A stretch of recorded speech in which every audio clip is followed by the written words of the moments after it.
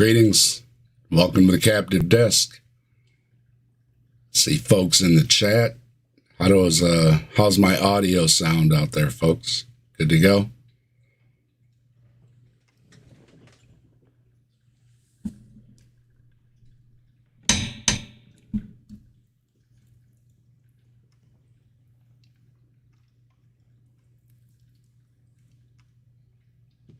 All right. Good to see everybody. I came across this video, and I've had my eyes on Mr. Voddie Baucham for a while. He associates with Ken Ham, so it came across my feed because I follow Ken Ham's shenanigans a lot. And this thing was about an hour long. I cut it down to half, and I sped it up a little bit. I want to take a look at it and address some of the stuff. Some of the stuff I just couldn't, it's hard to cut everything out. He says so many things. It's like, so. But anyway, I thought I'd take a look at this, kind of the Easter theme. You can see my background. Here's the church theme there. And so let's go, all right? So, yeah, greetings. Welcome to the Captive Desk. I've had my eye on this Vodie person as he hangs out with Ken Ham. I had some videos downloaded, and then I came across this video on Good Friday about why you can believe the Bible, and it hit me like a sign from Bigfoot above to do a stream on this all-around, in almost every way, horrible human being and a turnip. Voddie Baucham. Voddie's an American pastor, author, and educator. He serves as Dean of Theology at African Christian University in Lusaka, Zambia. Voddie is a degreed theologian, including postgraduate work at Oxford. Voddie resides primarily in Zambia, it seems, but travels abroad as well, including stops at AIG to talk yabba-dabba-doo nonsense. Voddie is YEC and has, among others, a video called Evolution is Stupid. So you know what we're dealing with, right? And I'm going to have probably some more videos on the horizon with Voddie because, he's special. So I'll touch on it a little bit coming up.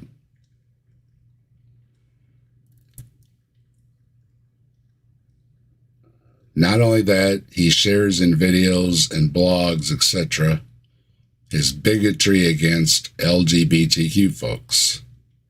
He wants marriage equality overturned, and there is his sexism, his anti-feminism. He is a supporter of the stay-at-home daughter movement, where adult daughters submit to their fathers until given away in marriage, literally, and often focus on preparing to be a wife and mother instead of pursuing a career. With his blessing, his daughter wrote a book, Joyfully at Home, about becoming a stay-at-home daughter. Voddie teaches that all-day spanking sessions for your toddler where you wear the child out is acceptable.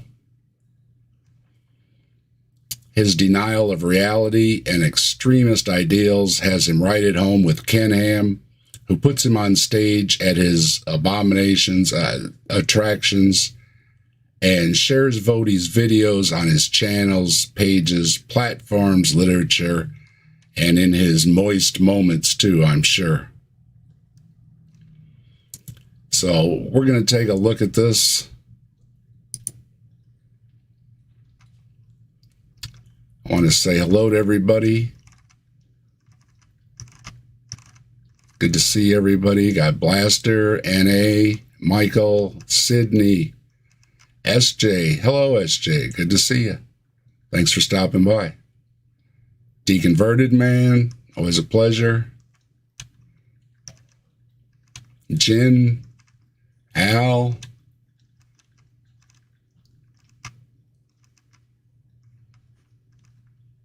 N.A., if I didn't see N.A., Paraspera. Good to see everybody. All right, so we're going to take a look at Voddie here and make some comments that I have prepared, and try to keep an eye on the chat. And here we go.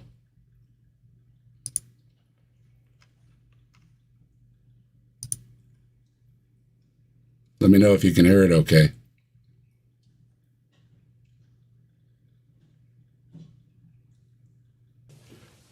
Tonight I have an opportunity to address an issue that I think is of utmost importance. Why the Bible? Why do you choose to believe the Bible? Why the Bible above other books?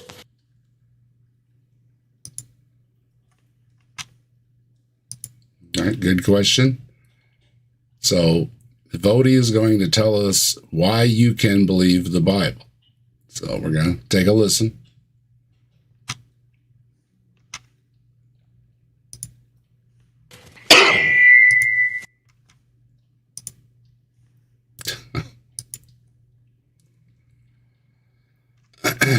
Dang, man. You hacked right in the microphone and then did not edit it out before you posted this? Okay.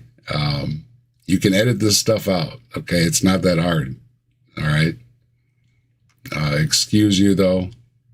These things happen, but, cover the mic. I know he wears that one right in, cover like this, edit it out later, all right?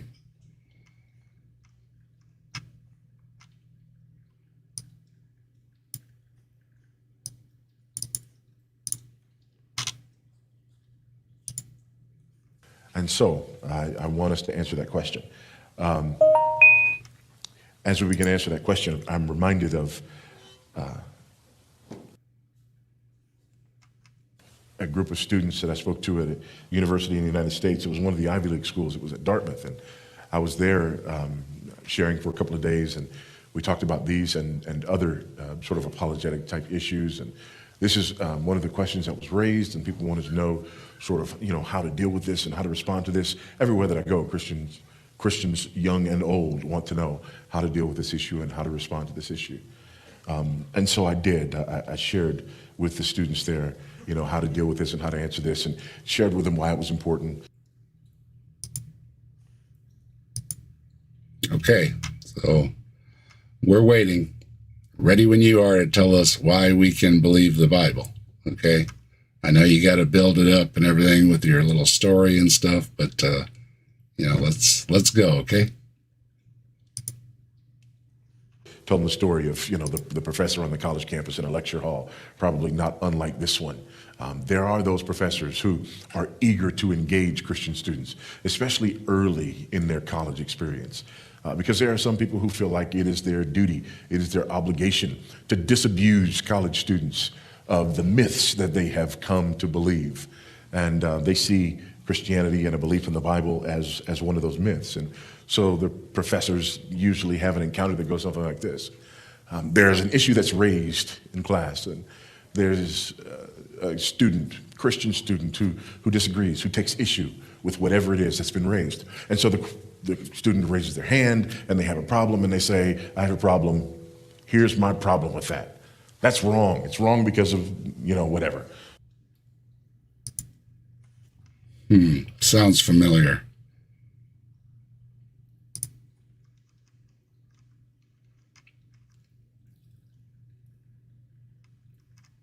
Sounds like the God's Not Dead movies to me. So here's issue A, and then here's their objection to issue A. I object to it because it's wrong. Okay, excellent.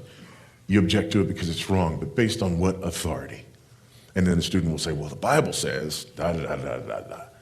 Now the professor starts to salivate.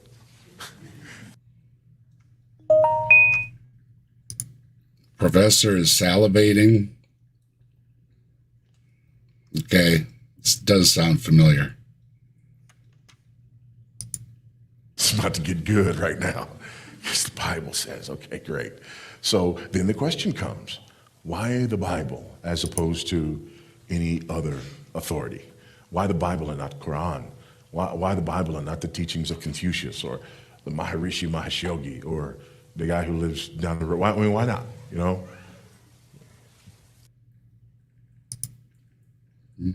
Yeah, why not? You know, different teachings. People grow up with different teachings.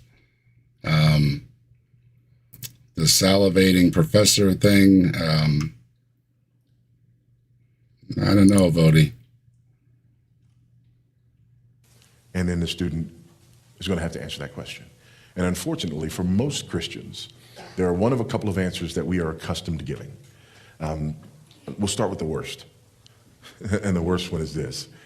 Well, I believe the Bible because that's the way I was raised. At this point, it's hard for the professor not to grin just openly in front of everyone. He hopes this is the answer that's come. Voddie's just really hoping for a confrontation, isn't he? Hello, James. Good to see you. I'm not sure where he's leading with this, but I have a feeling I know.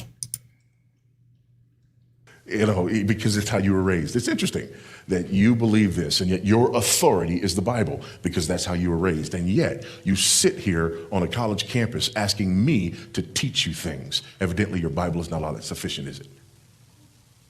If your Bible was capable of giving you all this knowledge, why do you need me? Yeah. So you're telling them a made-up story, I think. It sounds like you got from the God's Not Dead movies with the professor just out to dash people's beliefs, especially when things like evolution come up. So I got curious, and I posted the questions on social media asking folks, did they experience students challenging professors and professors salivating over the opportunity to challenge someone's faith? The responses I got stated that, no, it's not proper in the first place for professors to insult people or their beliefs. And the students who did interrupt professors were either told they were in the wrong class, or why did they take a class like in biology if they did not want to learn biology? And these students disappeared, and the professors went on teaching the subjects they were there to teach. The few instances of students causing trouble in class were handled as disruptive jerks. That happens. Not just in classes. You got to deal with jerks everywhere. You're going to run into some. And no professors salivated, drooled, or even cared that a student paying to learn from them chose to already know better than.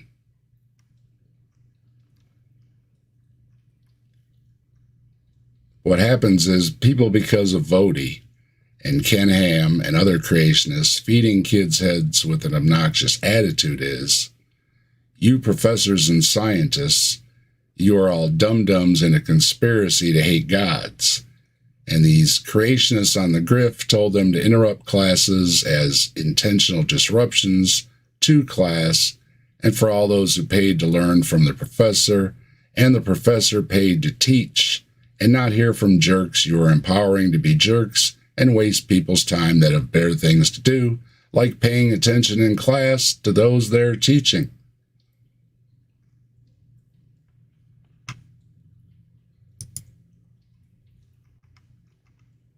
Secondly, if your parents who raised you were capable of giving you all the answers, then why is it that you need me? Thirdly, have you not already learned things about which your parents were wrong? Thank you. Sorry, I have my own producer here.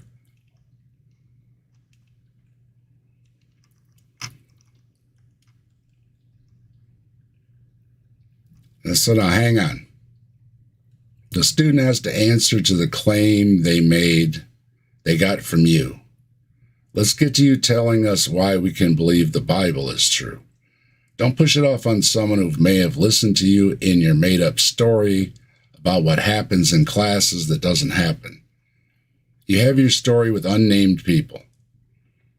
Okay? I have dozens of responses with names and places that say this doesn't happen, except for a few obnoxious kids of your influence that were quickly dealt with by moving on with class or showing them where the door was so classes could resume, as none of the students are forced to be there by salivating professors that drag them into class from church pews. The idea being the student is there to learn, and the teachers teach the subjects they chose to learn. What I think Vodie wants, and he advocates for, homeschooling, as he did with his kids. And that's his business. He also doesn't think others should go to public education and to be wary of higher education, because they might learn about the real world. Vodie's idea of the real world is a scary thing to contemplate. And he is also such a grifter, he just can't help himself but put donate on everything he does. Yes, the kids go to college to learn things, as the Bible is full of nonsense that has no place in most classes outside of theology and some history classes about religions. Not that they meet the criteria as historical. Many works of fiction mention historical things. That doesn't make them historical. And indeed, if the Bible has all the answers, why do Christians go to college? Because there's a lot of things to learn outside of the Bible. And I think most Christians would admit that, right? Thank you very much. See, your parents are fallible. You know, by the time you get to a room like this, you know your parents are fallible. You know they told you things that just weren't true, you know? You go out in the cold and they tell you put a hat on, you know, so that you don't get a cold. And then you learn that a cold is a virus and you can't catch it through the top of your head. And you're like, you know, that just lied to me, you know? Sure. I mean, it's a good idea to put a hat on when it's cold out. But sure, parents can be wrong or, you know, just tell you things that are, you know, they're for your best interest, you know, like put on a hat, right? And you can be wrong, Vodie. And yet, after saying such a thing, tell your children and other folks' children, you are right and everyone else is wrong, including college professors, scientists, teachers, and the majority of theologians, too. I hope they find out you lied to them, you were wrong, and you are a poor example to look up to as a human being, too, Vodie, who is all too quick to spread his bigotry and sexism on others. He gets from a book once used against folks like Vodie. Short memory, Vodie. Or you are just that clueless of history as you use the word historical. I doubt you know what historical means, as it requires a knowledge of history you don't have, or selectively edit from your small mind. Yes, a cold is caused by a virus, not mentioned in your Bible. What it does say is demons cause illnesses, and you need incantations to cure people that never cured anyone. Science does. Just like when you had heart failure, Vodie, and you went to the hospital and asked for donations to pay for it, which, hey, you know, if you need some help, you know, but he puts donate on everything, and it bugs me, so I'm sorry. Sounds like he's just on the grift for everything. But just like when you had heart failure, Vodie, and I'm not making fun of the man for having a heart problem here, okay? making fun of him for being on the grift. And yeah, you asked for donations and didn't pray it away, nor accept your fate. Oh no. When it's your behind or your chest and not someone else's, you go right to the doctors, to science, to modern medicine, to the liars and conspiracy and God haters out to do you in. You made a beeline for, maybe even in an ambulance with sirens blaring. Get out of the way. Vodie has chest pains. We got to get him to some science.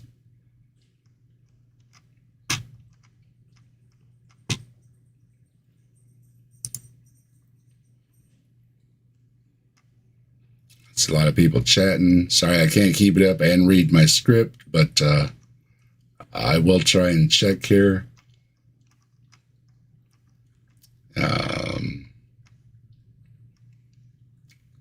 God is not dead. I poked him with a stick and he moved a little bit. All right, that's good to know.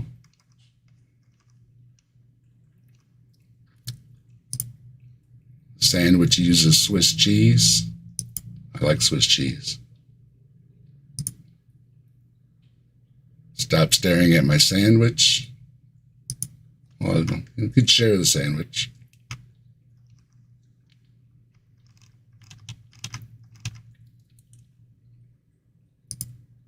The reason we can trust the Bible is because we can't trust professors in schools.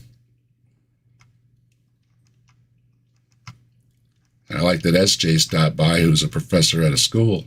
So,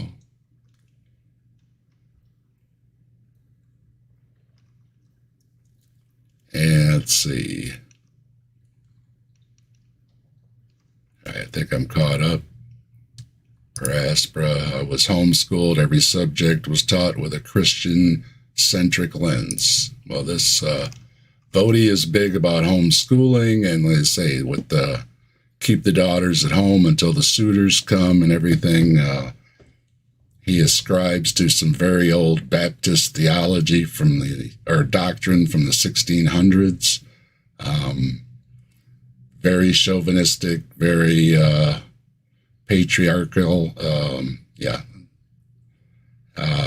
He's a big guy. I guess he played football in college. Not saying it is because he's large, but maybe he does feel a little empowered because he's a big guy. I don't know. But he does have some issues.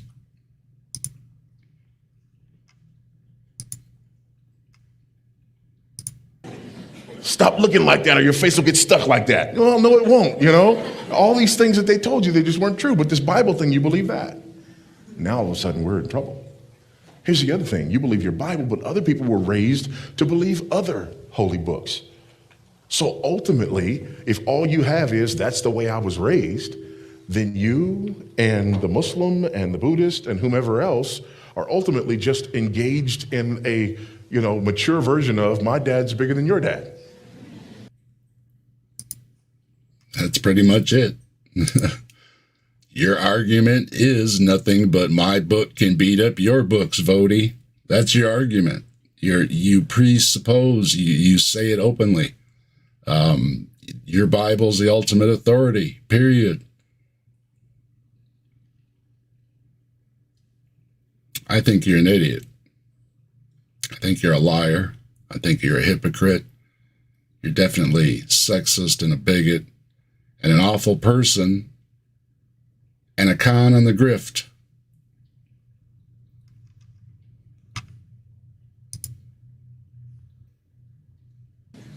Right? I mean, ultimately, that's how I was raised. Well, fine. This is how I was raised. Well, my parents raised me better than your parents raised you. That's all we got. Well, there's another possible response. And in this day and age, we really like this response because we believe that experience trumps all. You can't argue with a person's experience.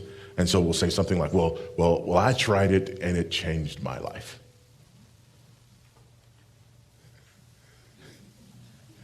Good for you. That's awesome. And it is. Lots of things change people's lives. The list is endless. If a religion changed your life, yeah, good for you. Like he's saying, good for you. I say, good for you. Okay? Whatever. If fishing changes your life because you can get away for a few hours and just enjoy the peace and quiet, and it brings your stress levels down and your blood pressure down, and the doctor's happy and you're happy, hey, hey, that's great. So he agrees. Lots of things can change people's lives. Voddie laughs. And I can agree that anything can change someone's life. And it doesn't make it true or divine. But at the end of this talk, if you can hang around, okay? Everybody hang around, right? Because at the end of this talk, he is going to say, because it changed his life. Yes, he is that much of a clown, okay?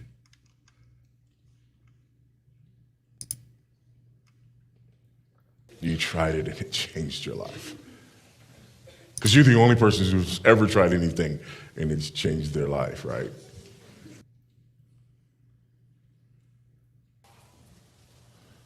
Well, I know that look. Some of y'all are saying, okay, you took my two best answers. I'm hoping you're going to give me another one. And I will. I'll give you the answer that I gave to that group there at Dartmouth and how to deal with situations like this, and specifically with them and dealing with the situation with the professor. All right, I will say he does know how to get his crowd laughing, and I chuckle a little bit. It's hard to, because he's just so awful. But yeah, you make it too easy, Voddie, when you are shooting down apologists' arguments. Thanks, appreciate it. You're making this real easy. I don't have anything to disagree with you. Just because you were raised with something, or just because you had an experience, good for you. Doesn't make it true or any reason for me to believe it or anyone else to believe it. So now I'm still waiting on why we can believe the Bible. So we're going to get to that. I hope we're going to get to that. All right.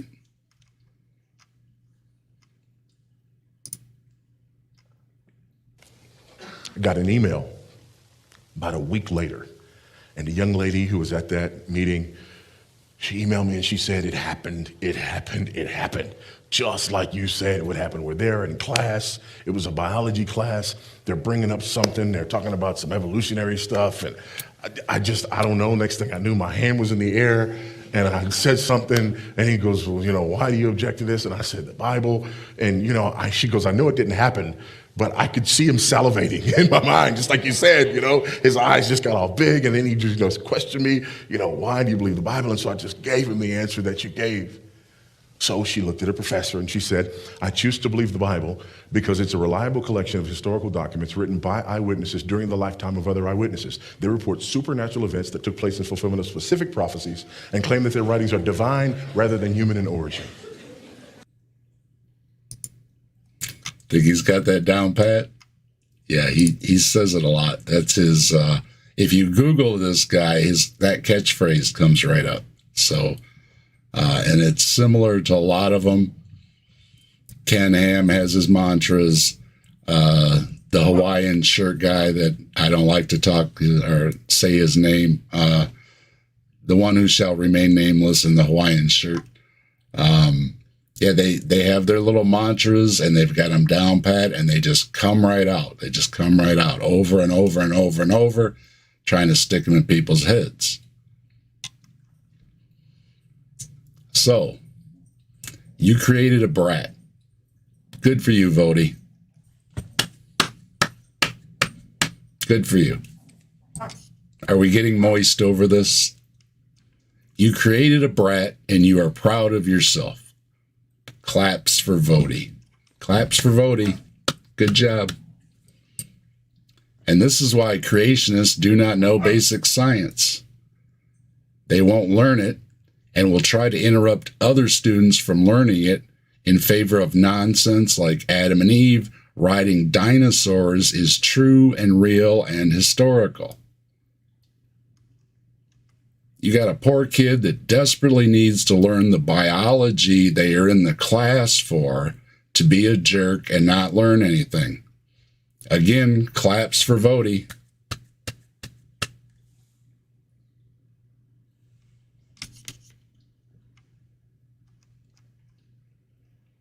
The professor, if this happened at all, because I think Voddie's making it up, or, he's stealing it, whatever, from the God's Not Deads and stuff. If you haven't seen those movies, they're basically the kids go off to college and the evil evolutionists are out there to teach them evolution and to not believe in God, and they mock them, and you have the parents getting involved, and it's a lot of nonsense. They're really bad movies, and I have a feeling that's where Voddie's getting this, and this never really happened. Okay.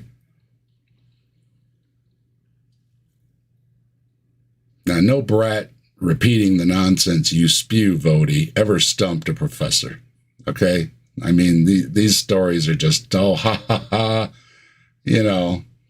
Ray Comfort does it too. He's sitting on an airplane and he stumps the world's, top scientist or something. No, you didn't. No, you didn't.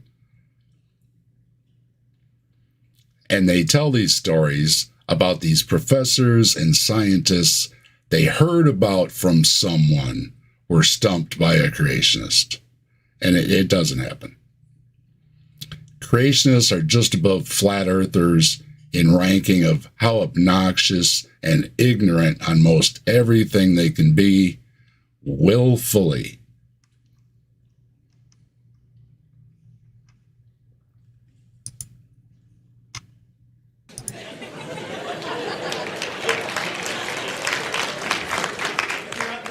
And so the professor said, I'll have to get back to you.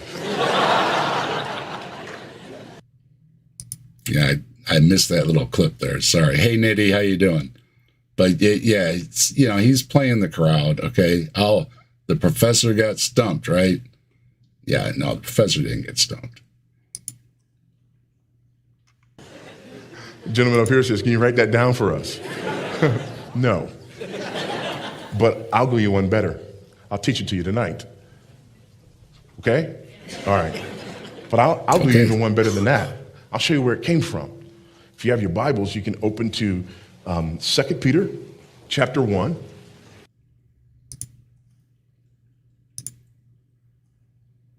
I thought we were getting to why we can believe the Bible is true. Open the Bible to 2 Peter. Wrote in the 2nd century ACE, not an eyewitness. To Voddie with the theology degree. And he has a theology degree that you may as well not have. Quick search online says, and I quote, this is 5 seconds on Google, and I already kind of know, some of these things, but if you don't know these things, look them up. Although 2 Peter internally purports to be a work of the apostle, most biblical scholars have concluded that Peter is not the author and instead considered the epistle pseudepigraphical. I'm probably messing that up. Pseudepigraphical. Yeah. So Voddie is finally touching on what this video, a podcast / is supposed to be. And he starts with 2 Peter. Okay.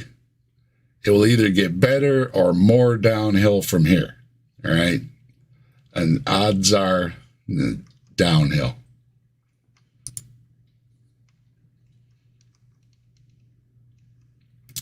Sound of one finger clapping.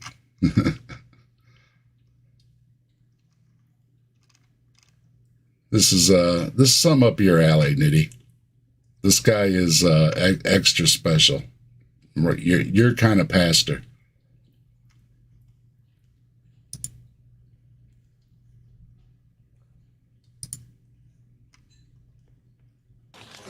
I know some people are already upset, because they're going, well, you can't use the Bible to prove the Bible. That's circular reasoning. My goal here is not to prove the Bible. My goal here is to answer the question. The question is why I choose to believe the Bible, okay? No, that's not okay, man. Wait a minute. You are not going to answer what keeps flashing on this video? How many minutes into this video on why you can believe the Bible, you are now switching to why you believe the Bible? Okay. You didn't edit out your hacking into the mic, nor the feedback. And I mean, you got headphones on or something. That's rude, man. Okay. And you didn't word the flashing screen to what you're actually going to say. Okay, so a dishonest, lazy, rude, sexist, bigoted science denier that runs right to science when his heart fails is going to tell us why we should believe what he believes. Okay. Why do you believe the Bible, Vodie? And it better be more than 2 Peter, who was not an eyewitness.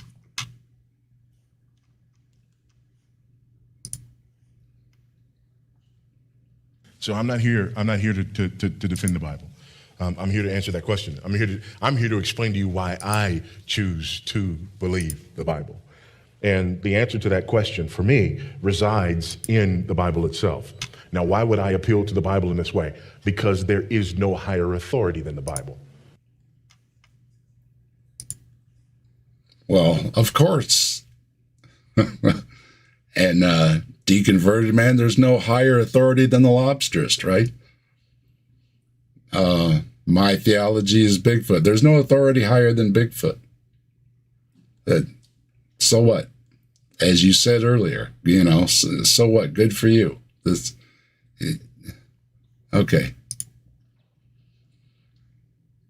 So you're going to use the Bible to prove the Bible. When you cited from 2 Peter, you don't seem to know anything about, yet you are claiming it is the highest authority, when I am already questioning if you ever read it or studied it in theology classes, and instead I am seeing a brat in class, as you love to promote and possibly project about yourself, telling the professors they don't know theology, you know everything, and stomping out of class to go listen to Ken Ham.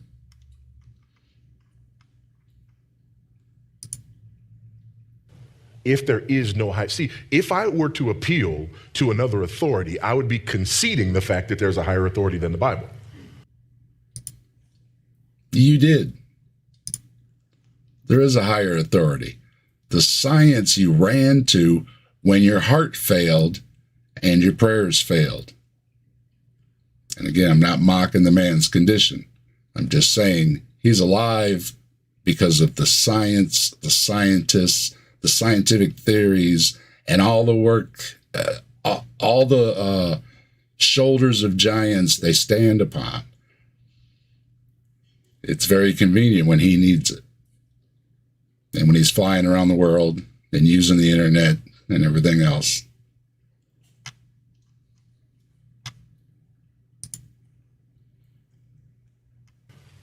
So this might be a problem in any other area and any other field. However, I'm making the argument that this is the highest authority. Therefore, by definition, I cannot appeal to another authority.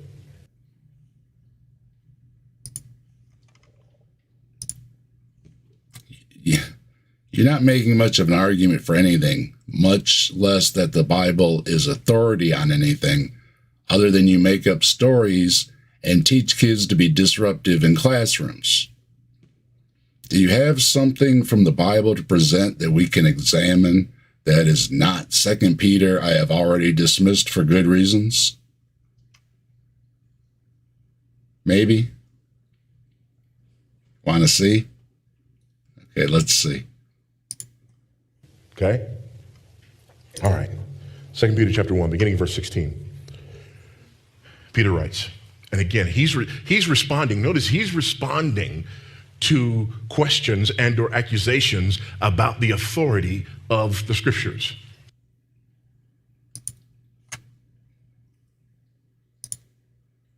Back to 2 Peter again. Good grief, Vodie. Oh. 2 Peter, that's not an eyewitness. And okay. Maybe we'll get another one. All right, we're gonna give him another shot. We're gonna try again. So there's Peter's response. Now, it is this from this response that I derive the answer that I gave to you. So I'll give it to you step by step because every point here is important. First, it's a reliable collection of historical documents. Can you say that with me? It's a reliable collection of historical documents. Say it again. It's a reliable collection of historical documents. One more time. It's a reliable collection of historical documents. Yeah. Got that in your head? It's almost stuck in my head. I've heard it so many times, it's getting stuck in my head. It's not a reliable collection of historical documents. You have not demonstrated that. You have demonstrated that you don't know when 2 Peter was written and that it's not an eyewitness account and it's not historical, it's pseudepigraphical. Let's try again. From Luke's gospel. Luke was a physician and a historian, and Dr. Luke writes, chapter 1, verse 1 of his gospel, inasmuch as many have undertaken to compile a narrative of the things that have been accomplished among us, just as those who from the beginning were eyewitnesses and ministers of the word have delivered them to us, it seemed good to me also, having followed all these things closely for some time past, to write an orderly account for you, most excellent Theophilus. Yeah, Luke that starts out saying he's not an eyewitness. That you may have blind faith in that you may have certainty concerning the things that you've been taught. Here's what's interesting. Luke was not an eyewitness. He doesn't claim to be an eyewitness. He's a historian who claims to have traced the information from the eyewitnesses. A lot of people say, why do we have to have 4 gospels? Well, because all of these gospels are telling the same story from different perspectives. And the fact that this man was not an eyewitness, but collected information from individuals who were eyewitnesses, some of his chief eyewitnesses, interestingly enough, happened to be female eyewitnesses. That's why we get many things from Mary's perspective, because Mary and Peter were 2 of the main eyewitnesses that he relied upon. The 2 people. Hearsay from 2 people that cannot be verified or corroborated does not make something historical. Mary and Peter said, 2 people. So he claims that cannot be verified or corroborated. The Bible from God. Voddie says, like no other book, the Bible is from God. Says the Gospels differ because they are different perspectives of the authors, divine inspiration, and from the hand of God, they go out the window. And along with it, so far, the bad reasons you have given to believe in the Bible. Come on now. Repeat after me. The same thing over and over. That's brainwashing others that have never read or studied anything about the Bible. Again, claps for Vodie. Okay, Vodie, what do you got?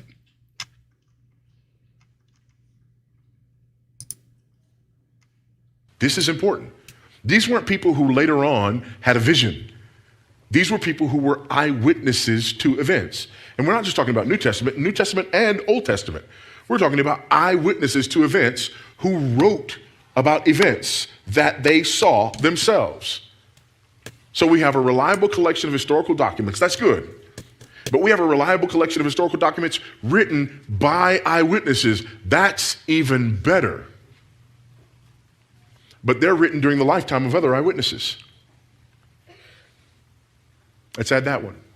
We have a reliable collection of historical documents written by eyewitnesses during the lifetime of other eyewitnesses. One more time.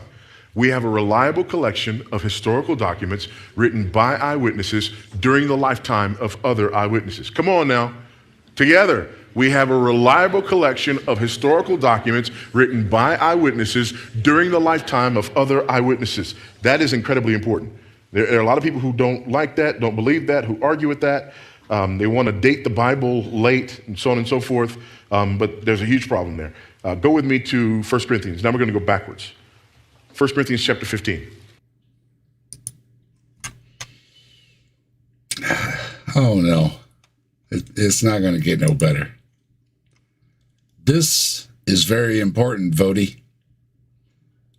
From 2 Peter to Luke to Paul. None of them being an eyewitness. Okay?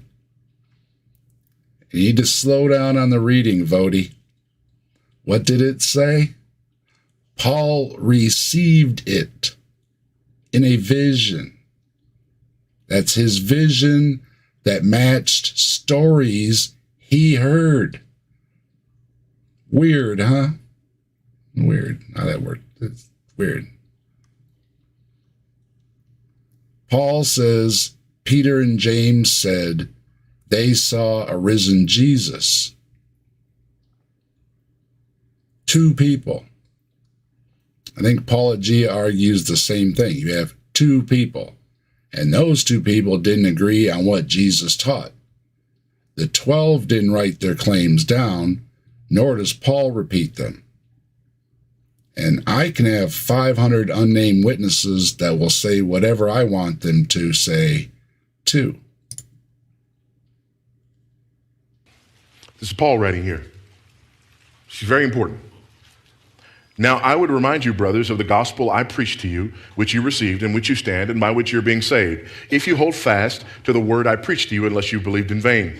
For I delivered to you as of first importance what I also received, that Christ died for our sins according to the Scriptures, that he was buried, that he was raised on the third day in accordance with the Scriptures, and that he appeared to Cephas, that would be Peter, then to the 12. Then he appeared to more than 500 brothers at one time, most of whom are still alive, though some have fallen asleep. Then he appeared to James, then to all the apostles. Last of all, as to one untimely born, he appeared to me also. Stop. If you do the math, there are at least 301 eyewitnesses to the resurrection who were alive when 1 Corinthians was written. Yeah, notice he said, that's why I wanted to point out, Paul received it. Okay? Not an eyewitness. Now, if I do the math, you have two people who didn't agree on what Jesus taught right after he died, who may have told Paul something that he picked through and who wrote it down as he chose to later. None of these 500 claimed eyewitnesses can be corroborated, nor are they named. Again, I have 500 unnamed witnesses that will say whatever I want them to. Last time they spoke to me, I heard, "All hail Bigfoot." Or maybe it was the wind or the sirens in the background. Hope that didn't get picked up. 1 Corinthians chapter 15. Written by Paul, not an eyewitness. Next.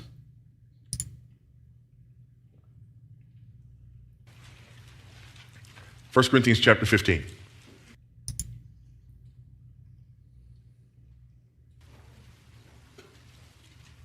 At least 301 eyewitnesses to the resurrection who were still alive, who were still alive, when 1 Corinthians was written.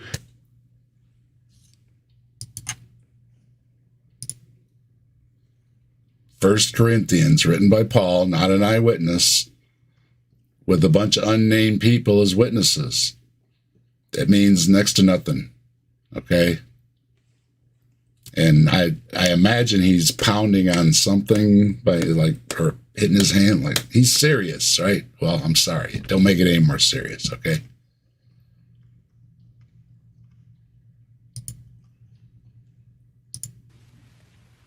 But thanks for playing.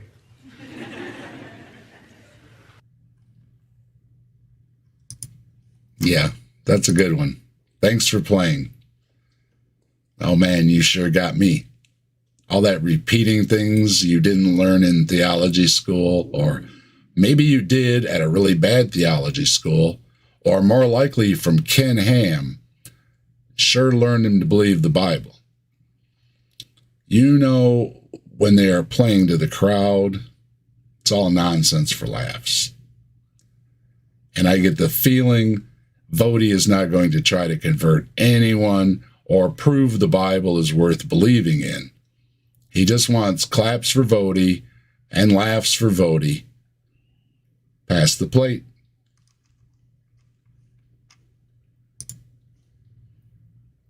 But that just goes to the heart of our presuppositions when we read the Bible. You know?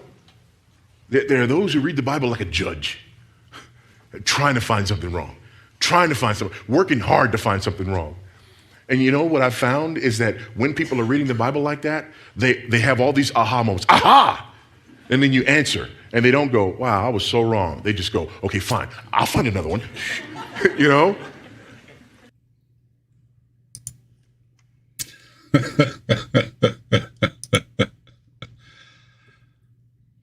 Well, Vodie, I never had to put forth much effort to prove the Bible wrong. A grade school education can prove the first pages of the Bible wrong without even trying. And in this video, for example, it takes me like an average of 5 seconds to look up things you got wrong from or about the Bible. I think you are telling tall tales to appease the open wallets and purses in front of you that you salivate over and have no intention of proving the Bible to be believable, and certainly not to any non-believers with internet access that can fact-check you in 5 seconds, okay?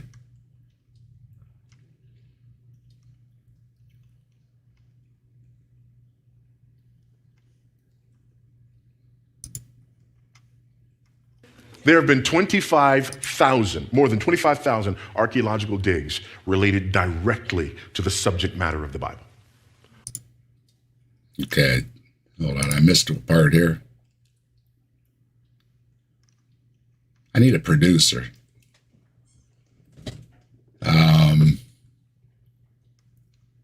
Okay. Let me address what he said before this. My experience is the opposite. I show that Paul had 2 witnesses. You turn into at least 300. And you will never say, oh, wow, I was wrong, as you yabba-dabba-doo down the road with your collection plates to the bank or on Ken Ham's private jet he co-owns to the Cayman Islands with all those collection plates. I don't know, I'm just saying. The plane goes there. Who's on it? I don't know. I can't say.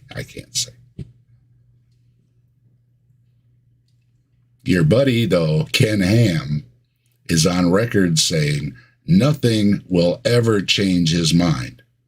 And since you are in the same school of yabba-dabba-doo nonsense, I'm guessing you never will or can either, because the grift is just too good, and you are in too deep. And what is an unemployed grifter apologist going to do for a living?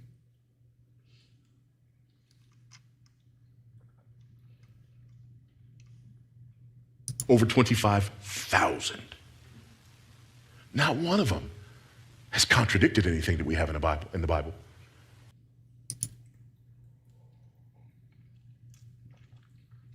Okay, Vodie.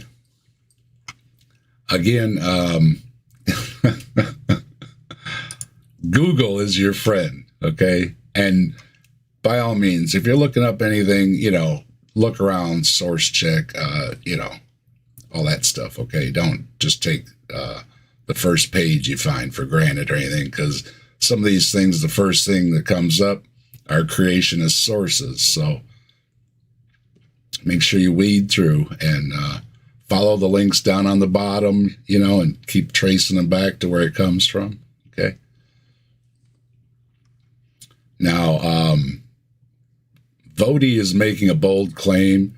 25,000 archaeological digs. I don't know. I punched that number in. I couldn't find it. Maybe it is. I don't know. They dig a lot in the Holy Land and surrounding areas. So, okay, whatever. But I did look up an expert commentary, and I'd like to share that to counter what Voddie claims. Archaeologist William G. Dever, or Dever, I think it's Dever, contributed to the article on archaeology in the Anchor Bible Dictionary. In this article, he says, archaeology certainly doesn't prove literal readings of the Bible. It calls them into question. And that's what bothers some people. Most people really think that archaeology is out there to prove the Bible. No archaeologist thinks so. From the beginnings of what we call biblical archaeology, perhaps 150 years ago, scholars, mostly Western scholars, have attempted to use archaeological data to prove the Bible. And for a long time, it was thought to work. William Albright, the great father of our discipline, often spoke of the archaeological revolution. Well, the revolution has come, but not in the way that Albright thought. The truth of the matter today is that archaeology raises more questions about the historicity of the Hebrew Bible and even the New Testament than it provides answers. And that's very disturbing to some people. Dever also wrote, archaeology, as it is practiced today, must be able to challenge as well as confirm the Bible stories. Some things described there really did happen, but others did not. The biblical narratives about Abraham, Moses, Joshua, and Solomon probably reflect some historical memories of people and places, but the larger-than-life portraits of the Bible are unrealistic and contradicted by the archaeological evidence. I am not reading the Bible as scripture. I am, in fact, not even a theist. My view all along, and especially in the recent books, is first that the biblical narratives are indeed stories, often often fictional, and almost always propagandistic, but that here and there they contain some valid historical information. I'm not an archaeologist. This person is.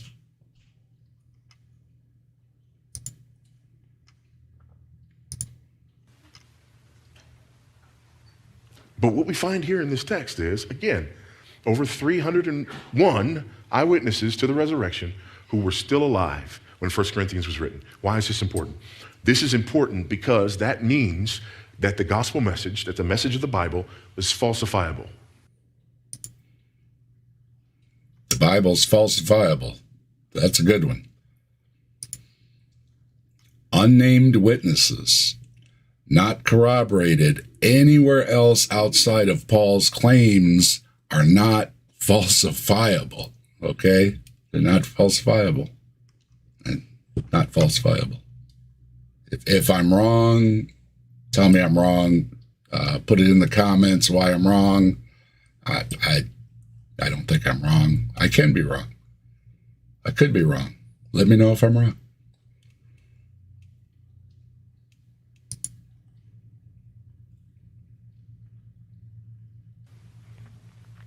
It was falsifiable. This is important. When you're testing the veracity of a claim, if somebody's making a claim and that claim can't be falsified, that means you can't test the claim, right? Not a very strong claim if you can't test the claim. That means I just got to trust you because there's nothing I can do to falsify your claim. I just got to trust you. This claim was falsifiable.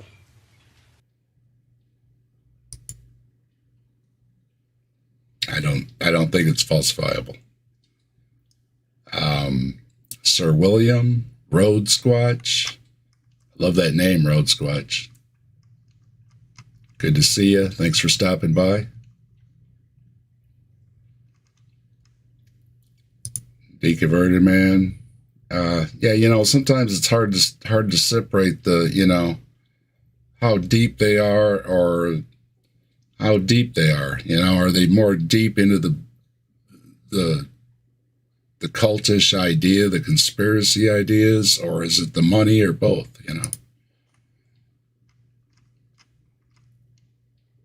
We can't really know. Personally, I think a lot of these people are just doing it for the money, and I say so. But maybe they just really believe some of these silly things. It's possible. It's a combination of both.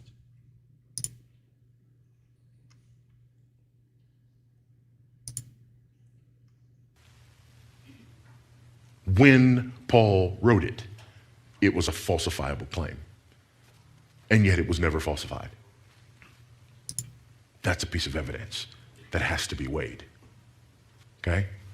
A reliable collection of historical documents written by eyewitnesses during the lifetime of other eyewitnesses. But there's a problem. And here's the problem. The problem is, we're all educated people, and unfortunately we're overeducated people because we have truth and lies and everything else. And because we're overeducated people, all of us believe we know things about this claim, this whole claim that, Mm-hmm.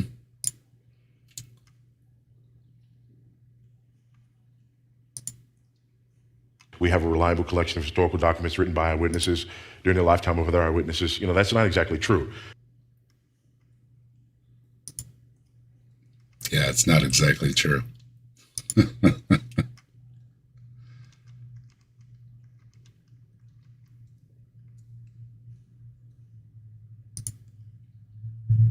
This stuff was actually written later. Isn't that right? Haven't we heard that this stuff was written later? And then there's this Constantine guy, and he put stuff together, and then he said, get rid of other stuff, and all this sort of stuff. And so there are a couple of things that we need to deal with when we talk about the Bible in this way. Yeah, all that stuff all that stuff that you learned in theology school, okay? A lot of stuff.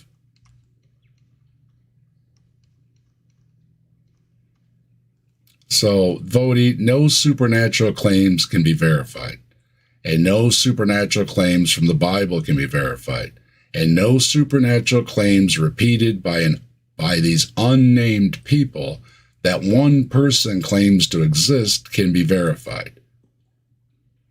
By the time others have heard of Paul's writings and the unnamed witnesses, many years, decades, or centuries later, will have little or no chance of finding these unnamed witnesses to fact-check their claims. Now, I would never say of you, Vodie, that you are overeducated. Nope, not for me.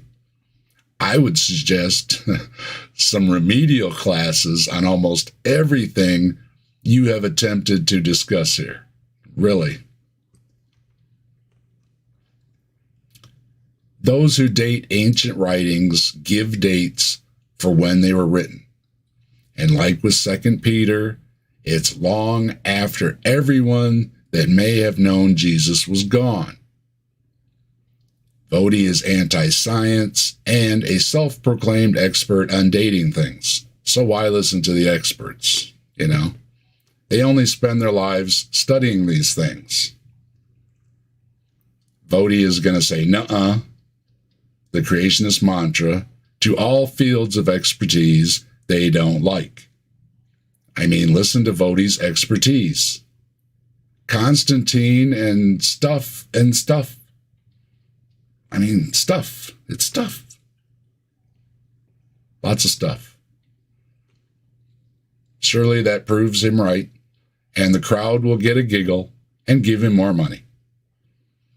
While the experts ignore or laugh at creationists and even many Christians and Christian scientists like Mary Schweitzer say, shame on you creationists for telling people lies. Allow me to interpret what stuff and stuff means. Not puffin' stuff, stuff and stuff. I want no copyright for puffin' stuff. No puffin' stuff. Stuff and stuff. So this is what stuff and stuff means. Voddie won't tell you this, but there are many religious texts not in the Bible. Yes, the books of the Bible were chosen to be included, and others were not included for various reasons. Not going to do that in this video. The Bible was not written as is.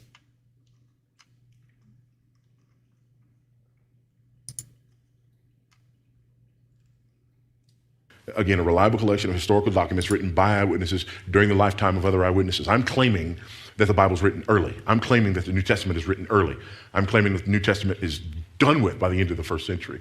Early, maybe into the second century, depending on how you date Revelation. But that it's early, that it's very early. And there are those people who are, they're going to argue against this on a couple of different fronts. I'll deal with the easier one first. That the Bible is not reliable because it's been translated so many times. The Bible's not reliable because it's been translated so many times.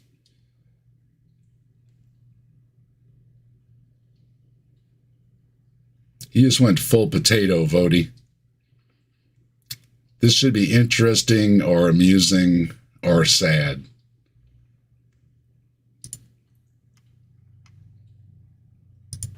You can't trust what we have because it's been translated so many times. So maybe what he is saying is true about something out there somewhere, but it's not true about what we have today because it's been translated so many times. Have you heard this? Come on, I need hands. I need hands. You've heard this. Okay, great. I've heard this. People have told me, people at reputable schools have told me about professors who've made this claim. The people who make this particular claim, are either ignorant or evil or both. Oh. Voddie getting vicious. All right, Voddie, we'll get vicious. Let's see. So he's saying translations of the Bible are a problem. Like with the with the Red Sea crossing, Voddie ignores and takes it as the Red Sea crossing because the tide in and out in the reeds isn't magical parting of a large body of water. But only when you get your translations wrong, Voddie, can you give people a bad translation and bad history and bad science and invoke a miracle over a bad translation of a story handed down that didn't happen. As you then have to back up to a mass exodus. There's no evidence for that either.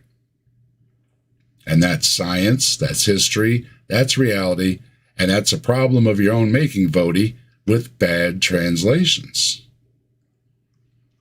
So yes, it can be a problem about the claims made in the Bible that were translated. Now, excuse me. Once again, unnamed people have told him about unnamed professors making this claim. You could write Bible stories, Vodie. You have said you don't believe just because someone said so. I think you do. You do it yourself. Believe me because I said so in a story after story about unnamed people talking about what unnamed people said that you nor anyone can verify in real time. Forget 2,000 years ago, or hundreds of years ago, or decades ago. You in real time are doing it. Making up people to back up your weak claims that cannot be verified or corroborated nor falsified. Remember what you said about not being able to falsify something? You got vicious, ignorant, evil, or both. Well, Vodie, you have shown yourself to be ignorant here. That's my opinion. This is an opinion piece, okay? It's an opinion show. It's my opinion. If I'm wrong, challenge me on it. My opinion, you have shown yourself to be ignorant, and you have shown yourself to be evil in other broadcasts I'm probably going to cover at another time, showing you are sexist and bigoted, and you're a con man grifting folks at every turn. So let's call that evil. And your unnamed people that I would say do not exist are neither. That leaves you, Vodie, with what seems to be some serious psychological projection. But you get some giggles from the crowd. That should be worth some more money in the plate. Success, right?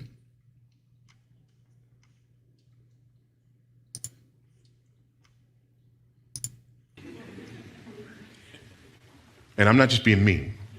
Let me explain to you why. Because the Bible's been translated so many times, and they'll say it's like a game of telephone. All right? The game has different names in different parts of the world, okay? But you know the game, you whisper into the ear of this person, and then he whispers into his ear, he whispers into his ear, so on and so forth. And then we come all the way down here, and you have to tell me what this guy whispered into your ear. By the time it gets to you, it sounds nothing like what I whispered into the ear of the first person, right? And so this is the argument that they make about the Bible being translated so many times, and about us not being able to trust the Bible because of how many times it was translated. This bothers me a great deal.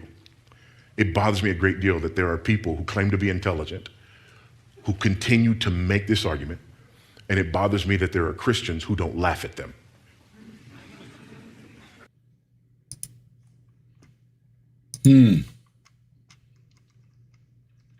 Well, translation errors are one thing. The telephone game is another. As you have bad translation post-telephone game. The telephone game is not translating. It's telling a story orally by memory like the Bible stories were. And as you pointed out from Luke, they were handed down. They circulated. They were retold by people who could not read nor write. They changed. They grew. They were embellished to make a better story. And the telephone game shows when you retell a story from memory, it changes. Then, many, many years later, when and if it's written down, then enters in any translations that translate the past around changed, embellished oral stories finally written down after years, decades, or centuries of retelling them. You're wrong again, Vodie. Translations are not the same thing as retelling oral stories for many years before they are written down, long before any translations come to pass to even enter the equation. It bothers you, it bothers me. Bothers me a great deal that you make a lot of money from grifting gullible people when it's clear you are a turnip between the ears. If it bothers you that you aren't getting laughed at, rest assured you are, okay? This is for you, okay?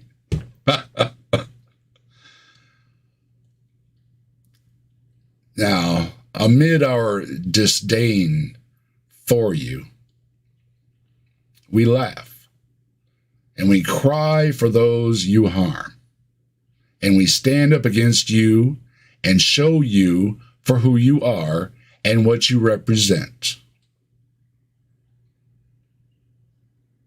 And then we laugh at you some more.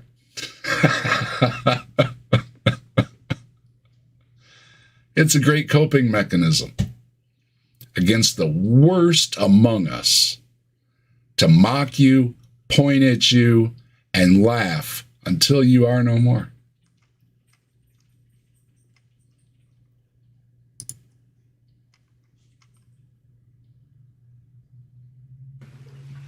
Because here's the problem. If I am the Greek, Hebrew, and Aramaic manuscripts, I don't just whisper into his ear and then everybody else have to hear what I told him. See, I'm reading from the English Standard Version. This translation was done in the early 2000s. They didn't just go back to the next oldest translation and translate from that. They went to the Greek, Hebrew, and Aramaic manuscripts themselves. Your translation, like all translations of the Bible, comes from copies of copies of copies filled with copying errors, correction of the errors that make more errors, and you have no way to verify any of it because no originals exist. Making thousands of copies of what has been copied and copied and copied and changed and copied and changed and copied means you have a lot of copies that differ, like the Greek manuscripts do, that have more differences than words by some accounts. And I've got something. This is from Bart Ehrman.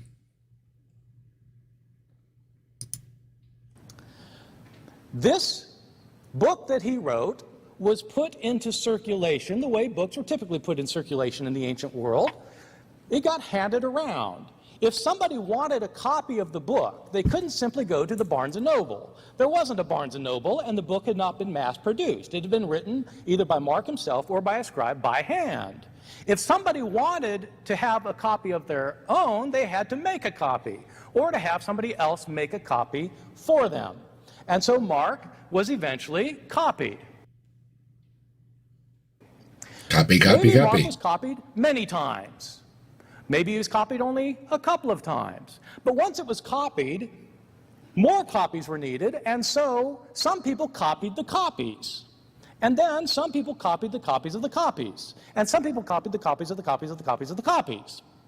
Now, I don't know if you've ever tried to write out a copy of one of the books of the New Testament, like the Gospel of Mark, but I can guarantee you, if you do that, you're going to make a mistake.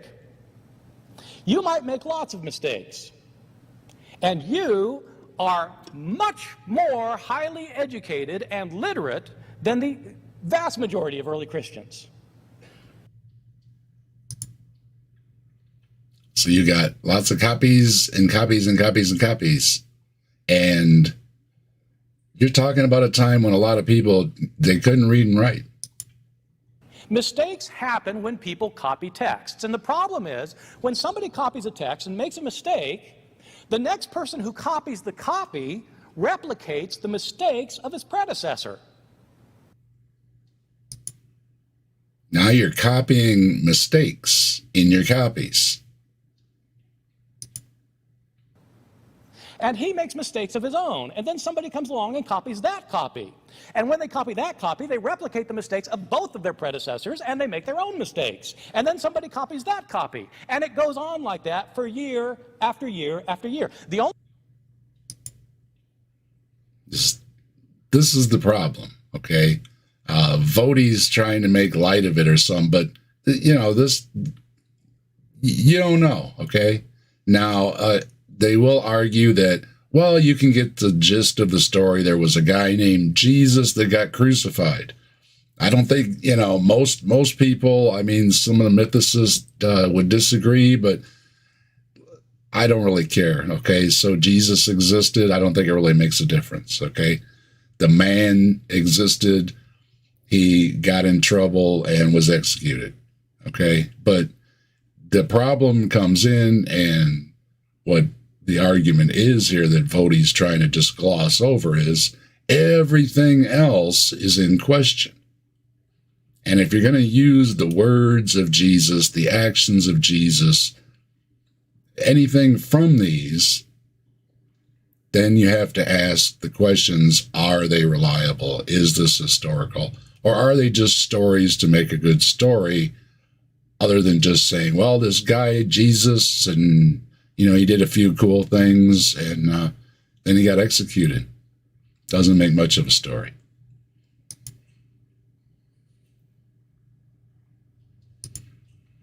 And I've got a couple other quick clips. This is going to apply to, I don't want to switch back again, so I'm just going to go ahead and play it, because it's also relevant to some of the things Voddie's going to say, if he didn't already say it.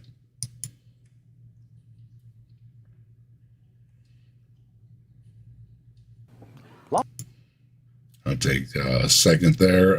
See some more people. Exercise your rights. Project Nihilist. BS.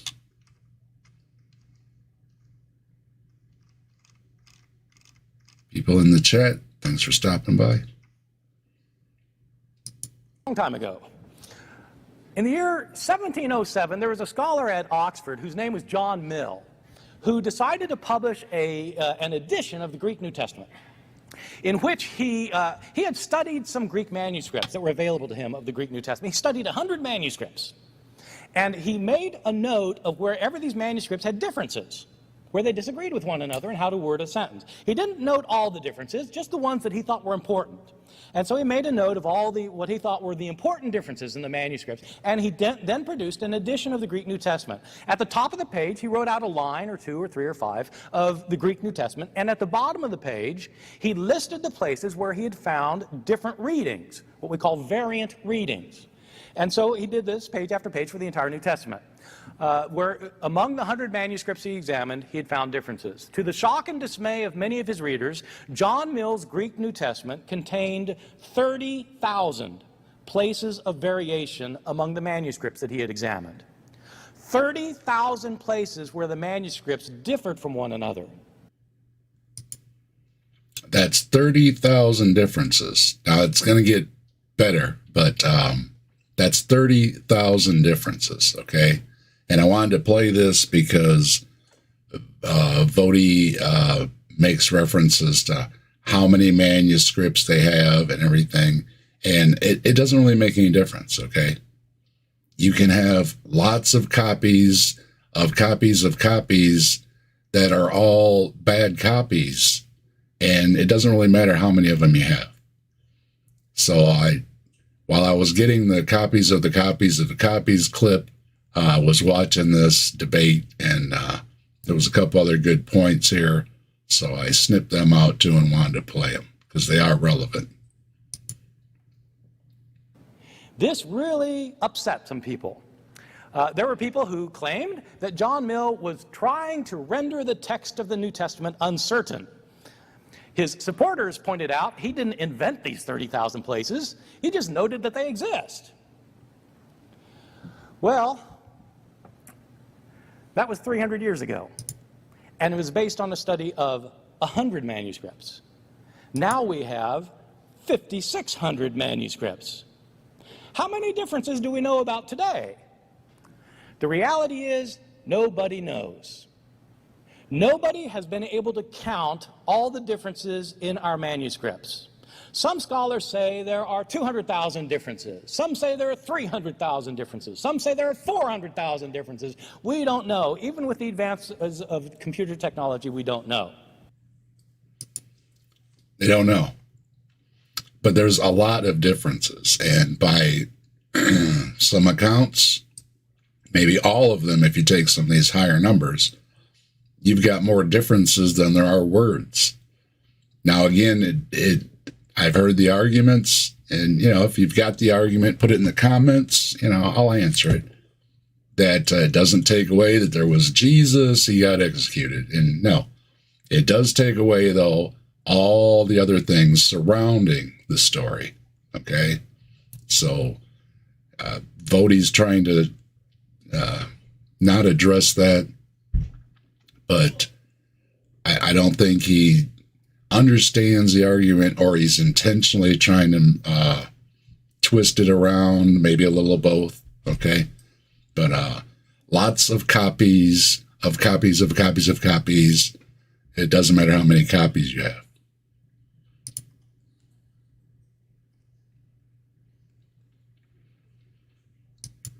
And this is one more because it's going to address how far back you can have these copies, and even do we have a copy or a decent copy. This is real quick, and we'll get back to Vodie.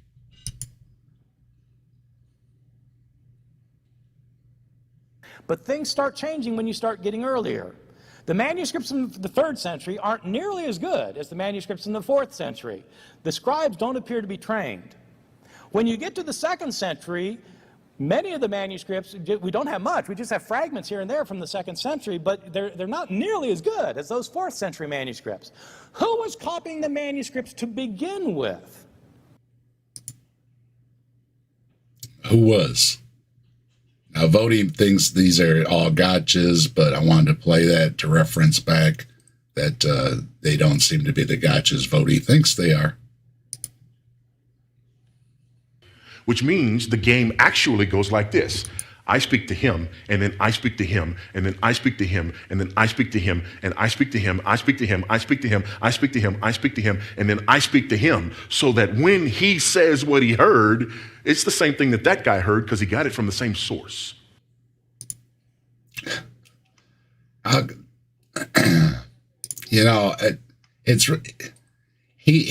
he said what the telephone game is. And then he's got the telephone game all wrong because, cripes, man. Here he goes making up stuff as he goes. No, that's not how the telephone game goes, Voddie. And it's not how oral stories handed down, retold, and changed long before they were ever written down by many people was not in any way everyone recording down in real time what one person was telling them to write down. That's not it. Did you hit your head real hard when you played football? It's a serious question. The man played football, a lot of head injuries, and you might want to get that checked because you seem to know what the telephone game is, and then you say it's one person telling everybody in real time to write something down. That's not it. I mean, you totally lost me, okay? Or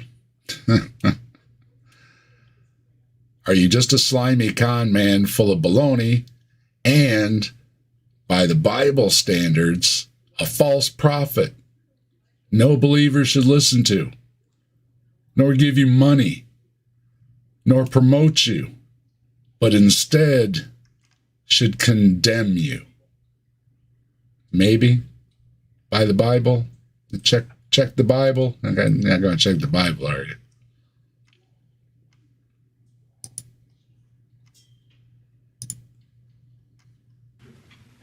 That's why people who make this argument are either ignorant or they're evil or both.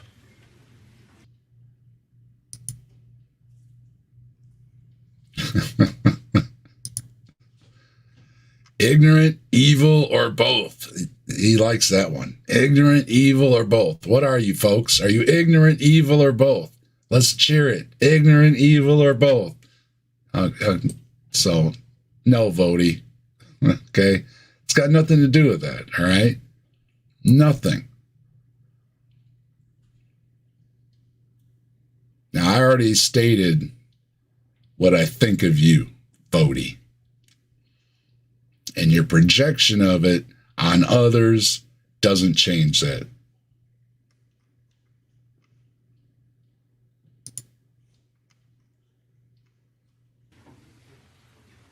How can any intelligent human being argue against the validity of the Bible because of the number of times it's been translated? Listen, if you would bother to go learn how to read Hebrew or Greek or Aramaic, you could go to the source yourself. Yeah, there's a good idea. You first, Vodie. I think most people who have any knowledge about the Bible can show you don't know what you should know for having a degree in theology studying the Bible. Like me. And a few seconds Googling has already shown you are one of the worst apologists I have ever listened to. I think you only got your theology degree to help with your fleecing of the gullible. Donate, donate. And don't forget to donate.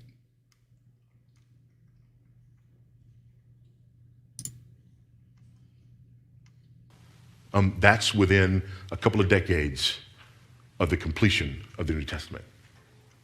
We can go back and put our hands on documents that were dated within a couple of decades of the completion of the New Testament. How many manuscripts do we have? The New Testament, we have over 6,000 manuscripts or portions of manuscripts of the New Testament. Doesn't matter. That's why I mentioned it and played the clip from Bart, and it doesn't matter. And as Bart mentioned, first century, second century, you're talking about some scraps. You cannot lay your hands on anything. There are no originals. And the scraps that date to the first and second century ACE aren't getting you there either. And you are back to copies of copies of copies with errors copied. Some tried to correct, changed it, copied and corrected and changed. So you can lay your hands on thousands of Greek manuscripts that differ and are not first century.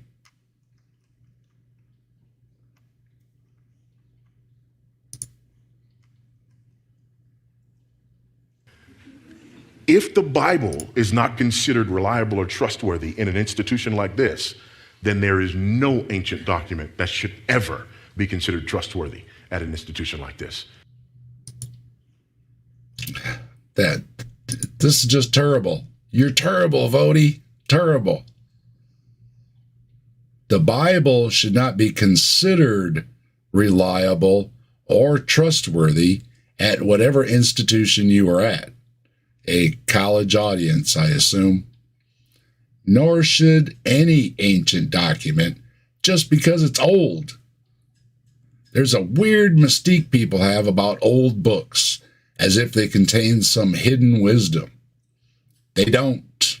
They don't.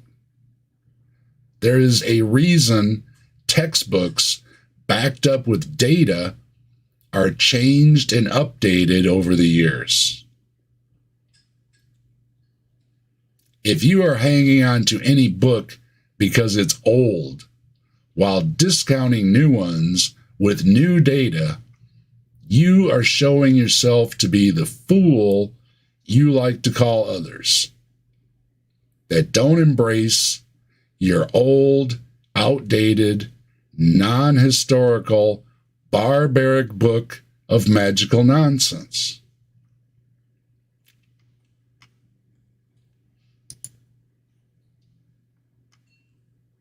Then learn how to lie in Syriac, Coptic, and Latin as well as you lie in Greek, because if you don't, there's going to be a problem, because now the Greek manuscripts won't match the translations into these other languages. So you got to change those, right? And then again, don't share your ink work, don't get caught, don't tell anybody. There's a third layer of problem. The early church fathers.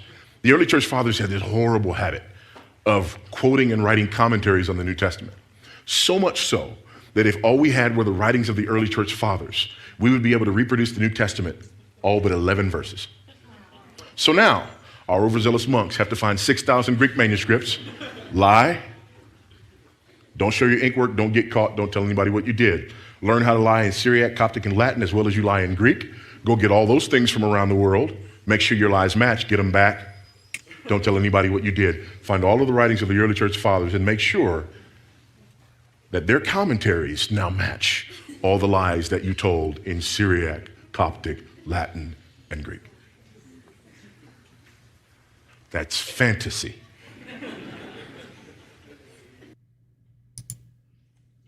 All right, well, I cut that down, and the audience is laughing because he kept repeating the same things over and over again.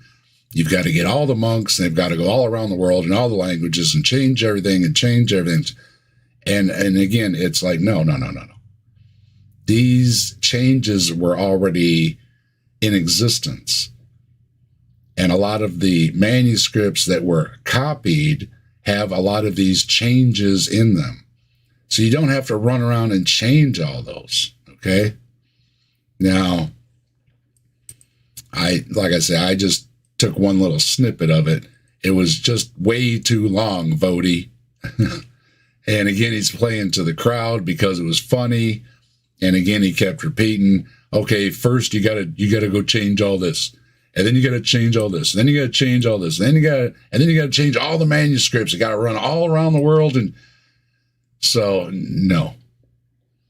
I skipped over his long story about monks having to change all the Greek manuscripts to match the copies of the manuscripts that were copied copies because they were already copies. And it matters not how many copies there are of the copies of the copies of the copies from no originals. The copies do differ, and translations differ, and versions of the Bible differ. Voddie. Dang, I don't know what to say, Mr. Theology degree.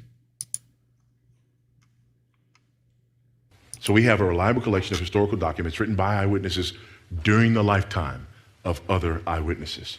All right? So far, we just got a good history book. Now it gets good. Back in our passage. Oh, boy. Verse 17. For when he received honor and glory from God the Father, and the voice was borne to him by the majestic glory, this is my beloved Son, with whom I am well pleased, we ourselves heard this very voice borne from heaven, for we were with him on the holy mountain. Now we have a reliable collection of historical documents written by eyewitnesses during the lifetime of other eyewitnesses, and they report supernatural events. Let's say that together. We have a reliable collection of historical documents written by eyewitnesses during the lifetime of other eyewitnesses, and they report supernatural events. Again, they like to have these little mantras, catchphrases out, whatever you want to call it. And he just keeps repeating. And it's kind of cute, and it gets laughs and everything. And I understand it, and it sticks in people's heads. A lot of us have a lot of these things stuck in our heads from listening to these different folks over the years, and wasted brain space. But he does play the crowd. I hear a lot of laughing. So, but no, you don't, Vodie. Excuse me. I don't want to confuse him with Bodie. That's another video. No, Vodie, you don't. So far, you have proved you know very little about the Bible, or history, or the history of the Bible. And you ignore dating and other works by scholars that by consensus say you are blowing this out of your rear.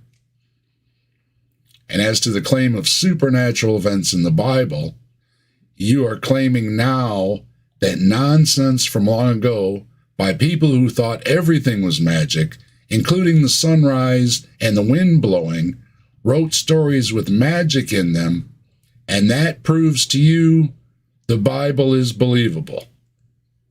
That's where we're at.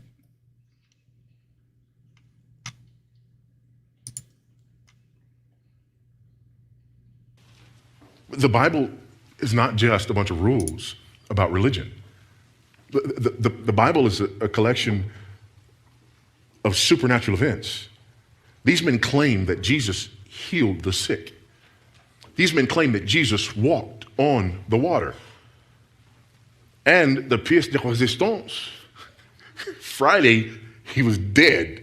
Sunday, he was risen.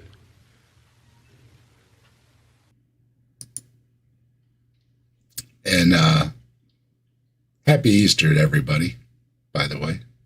I hope you get lots of candy and lots of eggs. And for those of you getting together with your families and everything, I hope you have a great time. Now let's all say this together. Bullpucky Vodie.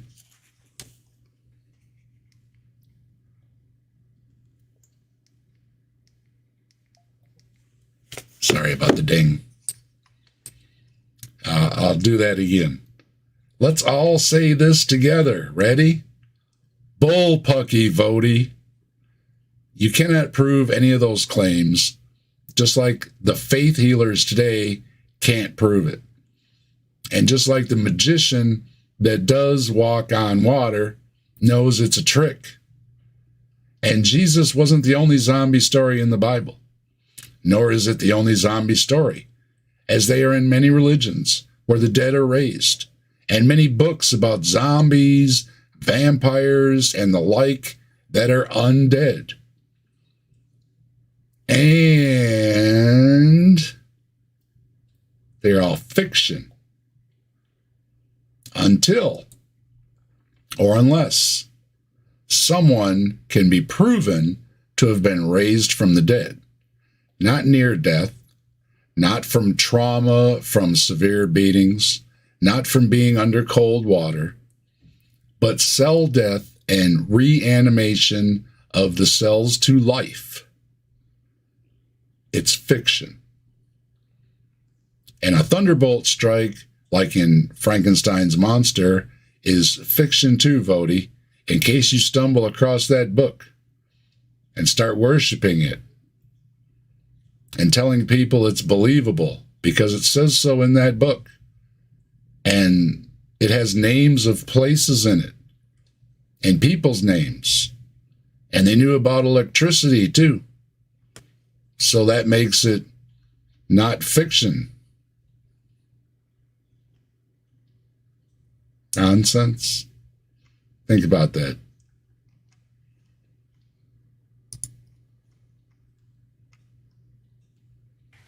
But these individuals are saying that there are supernatural things that happen. When Moses crosses the Red Sea and Pharaoh's army is drowned, again, this is supernatural. These are the types of things that we have in the Bible. But not only are they supernatural events, but they're supernatural events that took place in fulfillment of specific prophecies. Oh, specific prophecies. All right, this is what I like. Because you have, so far, magical, fictional, mythological stories about supernatural things. And that's one of the reasons the Bible is nonsense and in no way believable, Voddie. So, good. Voddie is moving on to Bible prophecies. I like it. I like Bible prophecies. He's going to show the Bible is believable to him because it's not me anymore. And it's not you. It's just him. It's believable to him because of Bible prophecies. My crystal ball, and I have one. I'm not making it. If you might have seen it in my video before, I've got one. Okay. My crystal ball is already telling me that these may be, as Vodie seems to be scraping the bottom right now with his terrible old arguments. Suffering servant, anyone? I'm giving odds. Suffering servant? Place your bets. But he is going to give specific prophecies. Bet you he can't.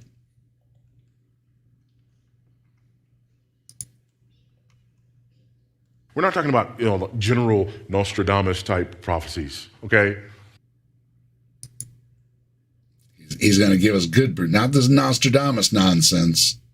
I've got 2 of those books too, by the way. I might do a video on one of those Nostradamus. That'd be a fun thing to do one of these days. It's tough to read, but I might get them out sometime. But yeah, forget it's not that. No, he's got some good prophecies. I'm talking about, for example, the prophecies in Isaiah 53, for example.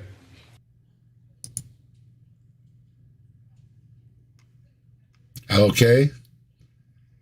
Hello, Esther. Great to see you. Jimmy Tux, good to see you. Thanks for stopping by. So,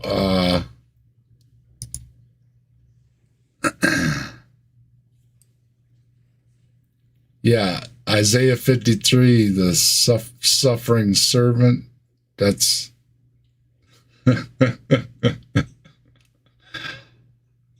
As soon as he said Bible prophecies, I said, he's going to do Isaiah 53. I just know, and sure enough, he did.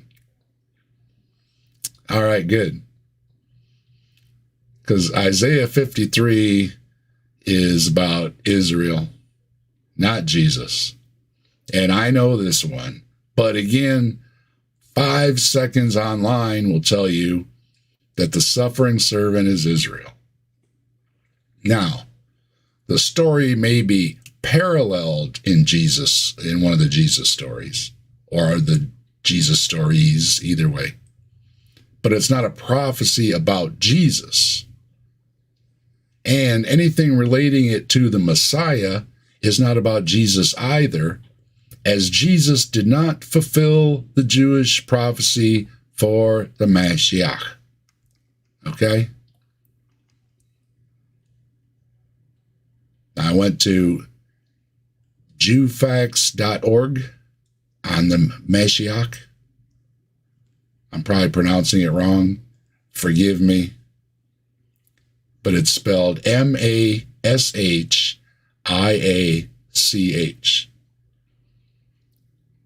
And the Mashiach will be a great political leader, descended from King David. That's why there's lineages in the Bible trying to put Jesus in the lineage. The Mashiach is often referred to as son of David. He will be well-versed in Jewish law and observant of its commandments. That's in Isaiah.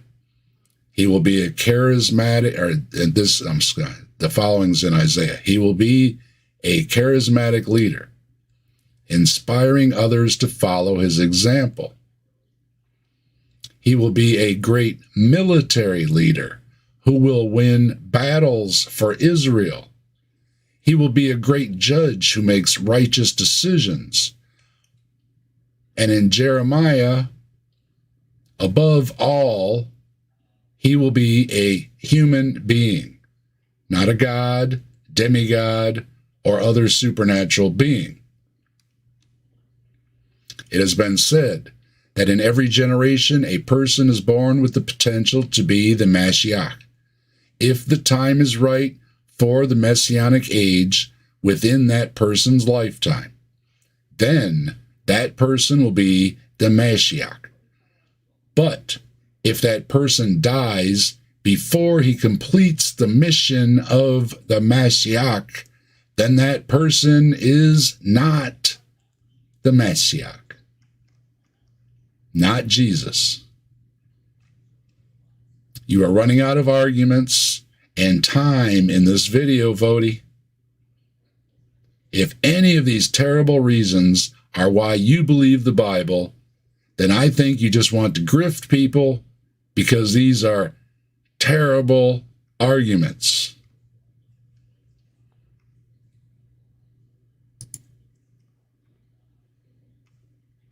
That the life and death of Jesus was in fulfillment of prophecy. It wasn't about Jesus. And when they were writing stories about Jesus, they already knew about these old stories. So writing parallels about the Jesus story, again, that none of it can be corroborated, and we don't have any originals, and these things could have been later additions. We don't know. They're lost to time. But we're not going to go there tonight.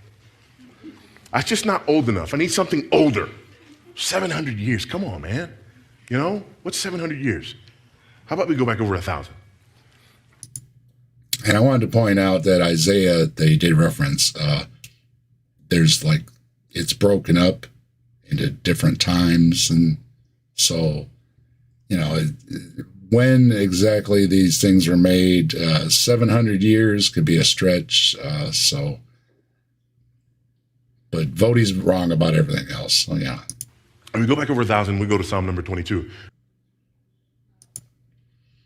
Psalm 22. Okay. Let's look it up, because I'll have to confess, I don't know the Bible by heart. I know some things, you know, but so I looked it up. Let's go back 1,000 years to Psalm 22, written by David about his woes. It's not a prophecy about Jesus.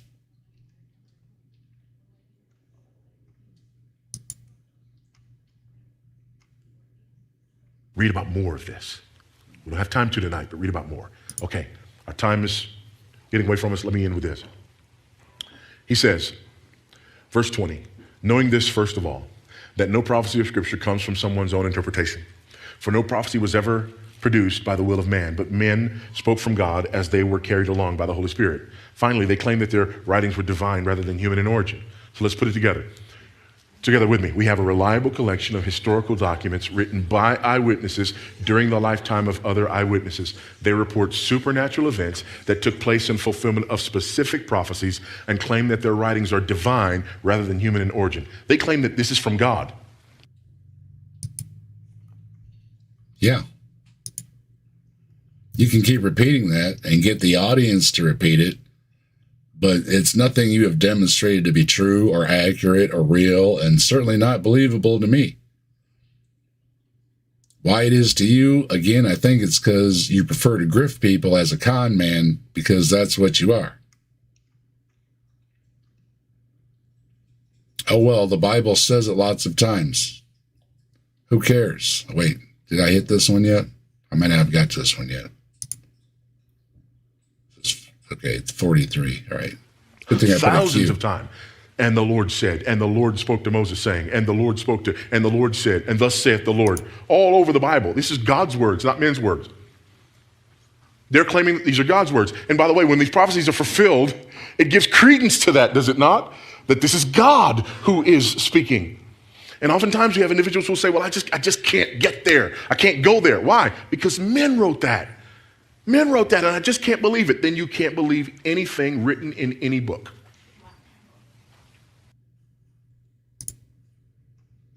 Can't believe anything written in any book. That's a pretty big claim.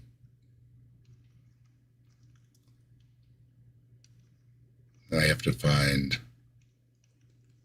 Sorry, I'm my own producer. Bear with me. Okay, here we are. So the Bible says it lots of times. Who cares? It's not God. It's not prophecy. It doesn't give it credence. It's from God. It's things that were written about what were happening in those times. David was writing about his woes. It wasn't about Jesus. And in some cases, what people hoped would happen, but they didn't happen. And that goes for Jesus coming back. And all things fulfilled before some listening to him took their last breaths. They all took their last breaths. No Jesus, no fulfilled prophecy, no new kingdom on earth. Just another generation that wanted the end of days to come, so all those bad folks get theirs when it does, and it didn't happen. The thing with prophecy is, and this is why I love the prophecies, because I like to examine them and see how they word them and everything. Because whenever it mentions something specific, like before you all take your last breaths, they always fail. Give a what, where, when in a prophecy, and it fails. That's why most prophecies give no what, where, or when with any specification. Or enter the apologists and hermeneutic contortionists to tell us that last breaths of those folks in that generation isn't what Jesus meant when he said that. And it becomes open-ended and useless as a prophecy. Just as useless as one that says, it will be sunny tomorrow, or it won't.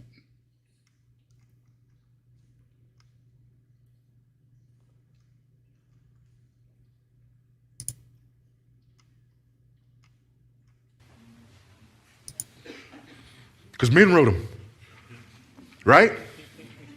That's ridiculous. Can't believe that. Why? Because men wrote that.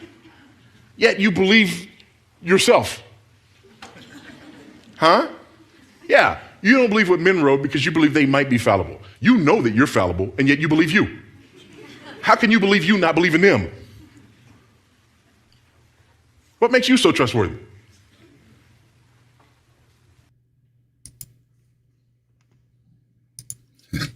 What makes you so trustworthy? Now, I have to scroll back up, excuse me.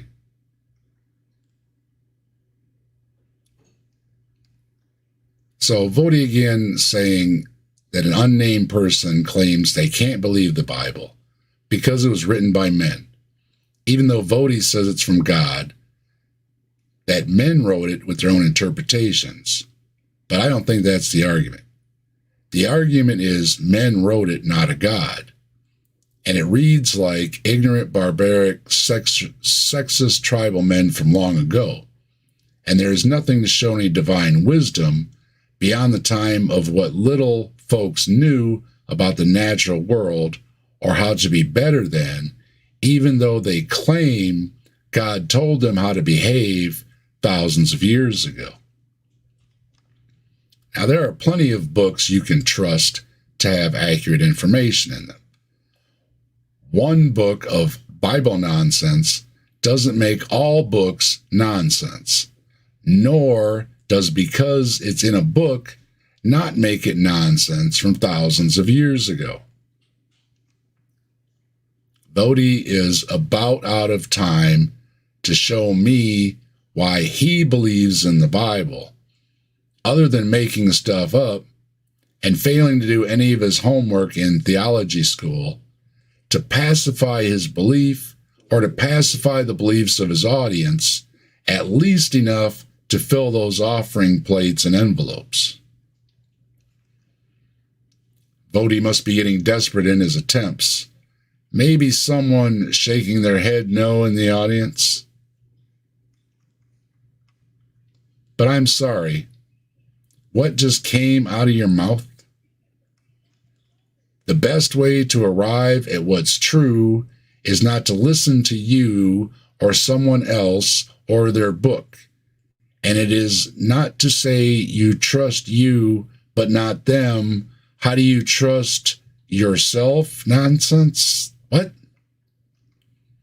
Do not trust your own self. as you may be mistaken or misinformed or uneducated or lied to by your parents, preachers, and or a combination of in charlatans like Vodie.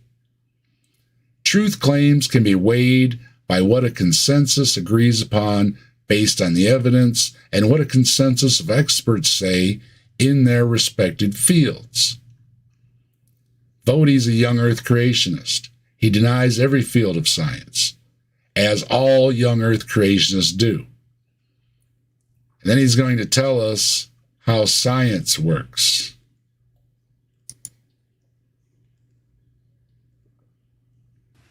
But there's another problem.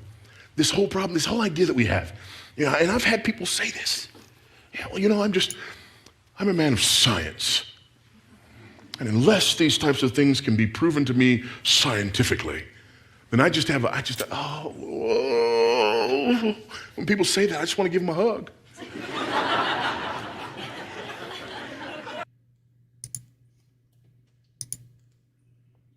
Do not try to hug me or call me friend. You are awful. You are a liar. You are a grifter. You are a bigot. You are a sexist. You are an idiot. You are anti-science in the 21st century, and you teach that garbage to others, including children. You make my skin crawl.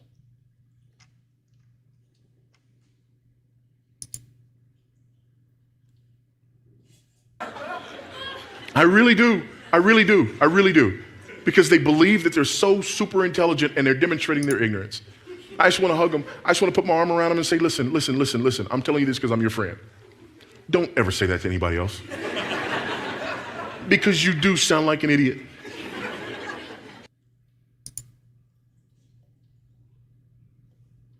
I think you sound like an idiot.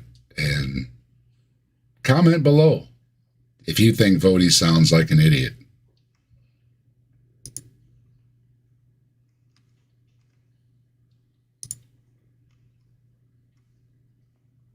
What do you mean? Well, the scientific method. You understand the scientific method? Well, yes. In the scientific method, something has to be observable, measurable, and repeatable. Right?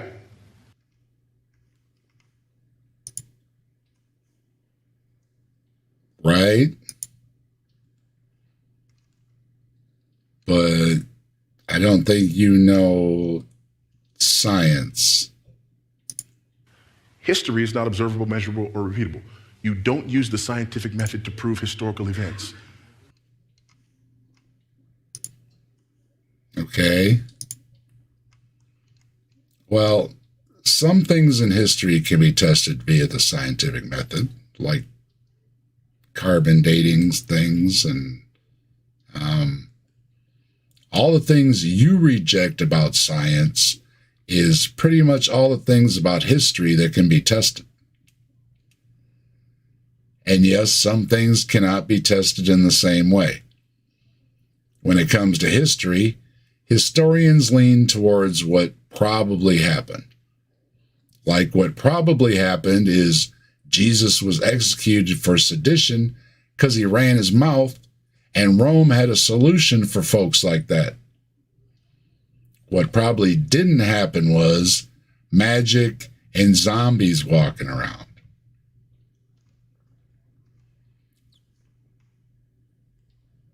Let's see, did he mention the data? Let's see here. So if you say you need scientific evidence for this, you sound like an idiot.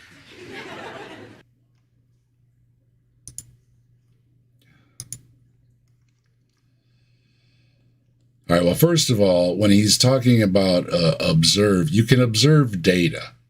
These creationists like to say if you can't observe something, it didn't happen. No, you can observe data. You can observe archaeological evidence. You can observe data from dating methods. You can observe what people come to in their conclusions about when things were written. So you can observe things without being there and about things in the past to a point. Now, Asking for scientific evidence makes you sound like an idiot. Spoken like a creationist, isn't it? There is nothing wrong with asking for evidence that can be demonstrated, that can be tested, that can be repeated, like the scientific method. Now, sometimes that is not possible. And why religions stay stuck thousands of years in the past, where it's very difficult to demonstrate things.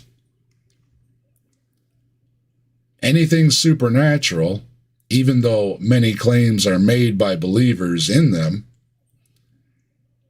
yet sadly people keep giving these charlatans money when they cannot heal anyone, or raise the dead, or talk to the dead, or talk to an invisible being to get any divine information.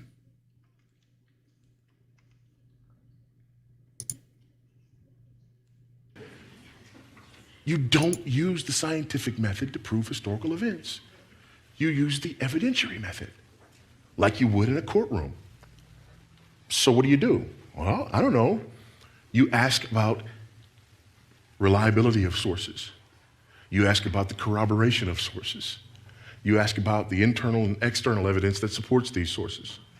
These are the kind of questions that you ask. Who are the witnesses? Are they reliable and trustworthy witnesses? Is this falsifiable? Sounds like all the things I addressed. You don't have corroboration, and on down the list, Vodie. So yeah, let's use your courtroom example. Present your evidence, Vodie. You have nothing but hearsay. And here's something I looked up about hearsay when you're in court. Hearsay is an out-of-court statement offered to prove the truth of whatever it asserts, which is then offered in evidence to prove the truth of the matter. The problem with hearsay is that when the person being quoted is not present, it becomes impossible to establish credibility. And that's where we're at. You have no one to present to back up the claims. And so, no credibility, Vodie. You lose in court. And we're just about to the end, and I'm not convinced. And I'm not convinced why you're convinced.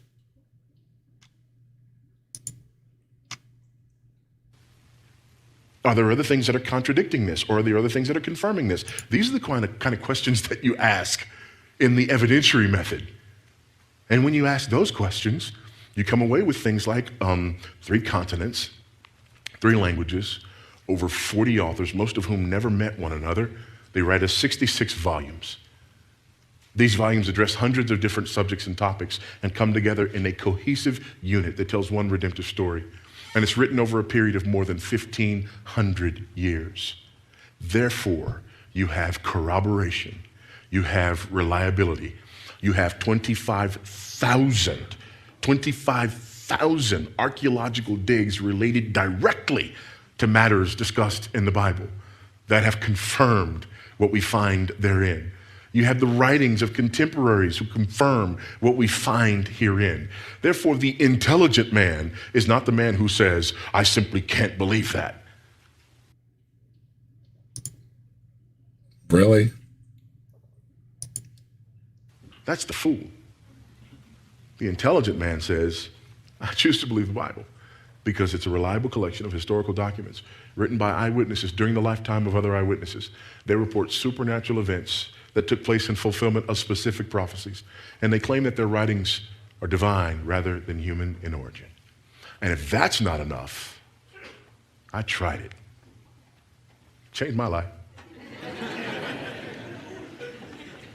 You tried it and it changed your life. Because you're the only person who's ever tried anything and it's changed their life, right? Yeah. I told you he would throw that back in at the end. So, yeah, way to repeat that crap so it gets stuck in people's head. It's going to be stuck in my head, too. I don't even want to believe this stuff. It doesn't change that it's nonsense. It's disinformation. It's willful ignorance. There is nothing in what you presented that would make me believe the Bible or anything you said, and make me believe the Bible or anything you said. And if you proved to yourself why you believe garbage you make up, then claps for Voddie. You are still a sexist, a bigot, a science denier. Your biblical knowledge is next to non-existent. Your arguments were all terrible. You would be laughed out of court. You are laughed at by all of academia. You are ignored by most theologians. You are a con man. You are a liar. You are all that embodies those who tend to wave around Bibles at people. I wouldn't let you call me friend or brother, and the thought of you trying to hug me makes my skin crawl. Voddie believes the Bible so he can grift people and have his weird power trip over others. I wasn't convinced to believe the Bible, but I am convinced Voddie says he believes in it to make money and to hide behind it so he can be a bigot, a sexist, an idiot, and he can justify being violent, and he can deny science and reality. And he promotes all those things to others and to children, and gets claps for it too. Well, good for you, Voddie. Thanks for watching. Like, comment, subscribe with a bell, and I'll see you next time. And everybody in the chat, thanks everybody for stopping by. Happy Easter.